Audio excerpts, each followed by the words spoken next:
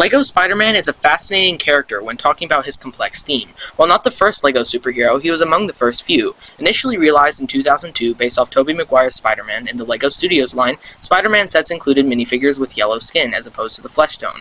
When the flesh tone colors were introduced, and along with the release of Spider-Man 2, the theme got its own branding and was no longer part of the LEGO Studios line.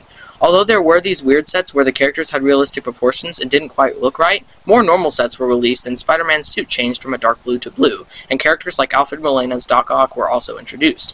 After a long break with only 2 figures from the Amazing Spider-Man films to break it up, in 2012 the LEGO Marvel Superheroes theme was introduced, and Spider-Man was among the superheroes included, giving the first comic book version of Spider-Man based off the Ultimate Spider-Man books and TV series. He reappeared multiple times, co-starring with other heroes such as Nick Fury and Iron Fist, until 2016 with the release of Civil War sets we got our first variant of MCU Spider-Man. He looks the same for many years with one key difference. When originally released, he had an inaccurate Spider-Man logo on his chest that has since been changed. After debuting in multiple sets and having a PS4 Comic-Con figure and an Iron Spider variant from Infinity War in 2019, a 2020 new comic Spider-Man was introduced, and had multiple variants including a homemade suit, a stealth suit, and an Iron Spider suit.